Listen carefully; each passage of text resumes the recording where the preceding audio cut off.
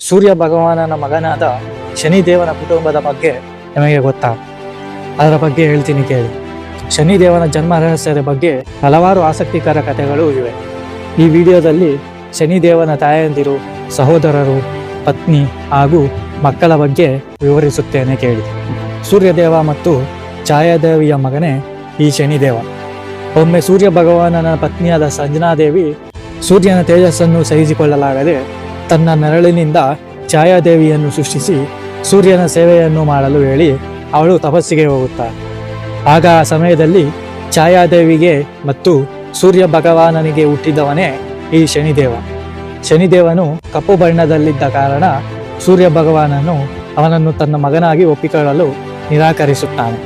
ತಾಯಿಯನ್ನು ಅವಮಾನಿಸಿದ ತಂದೆಯ ಮೇಲೆ ಶನಿದೇವನಿಗೆ ಕೋಪ ಬರುತ್ತದೆ. ಈ ಕಾರಣದಿಂದ ತಂದೆ ಮಗನ ಮಧ್ಯದಲ್ಲಿ ವೈರತ್ವ ಉಂಟಾಗುತ್ತದೆ. ಇನ್ನು ಶನಿದೇವನಿಗೆ ಯಮ ಮತ್ತು ಯಮುನಾ ಎಂಬ ಸಹೋದರ ಸಹೋದರಿ ಇದ್ದರು. ಇವರು ಸೂರ್ಯ ಭಗವಾನ್ ಮತ್ತು ಸಂಜನಾದೇವಿಗೆ ಜನಿಸಿದವರು. ಇನ್ನು ಶನಿದೇವನು ಶಿವನ ಕುರಿತು ತಪಸ್ಸನ್ನು ಮಾಡಿ ತನ್ನ ತಂದೆಗಿಂತಲೂ ಶಕ್ತಿಶಾಲಿಯಾಗುವ ವರವನ್ನು ಪಡೆಯುತ್ತಾನೆ. ಇನ್ನು ಶನಿದೇವನ ಸಂಸಾರದ ವಿಷಯಕ್ಕೆ ಬರೋದಾದರೆ, ಶನಿದೇವನಿಗೆ ಇಬ್ಬರು ಪತ್ನಿಯರು, ಮಂದಾದೇವಿ ಮತ್ತು ಜ್ಯೇಷ್ಠಾದೇವಿ. ಶನಿದೇವನಿಗೆ ಮಾಂದಿ ಮತ್ತು ಕುಳಿಗನೆಂಬ ಇಬ್ಬರು ಪುತ್ರರು ಇದ್ದರು ಎಂದು ಪುರಾಣಗಳು ಹೇಳುತ್ತವೆ.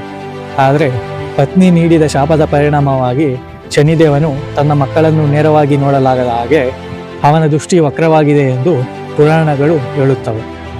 ಈ ರೀತಿಯಾಗಿ ಶನಿದೇವನ ಕುಟುಂಬದ ಕತೆ ಅನೇಕ ಆಸಕ್ತಿಕರ ಘಟನೆಗಳಿಂದ ಕೂಡಿದೆ.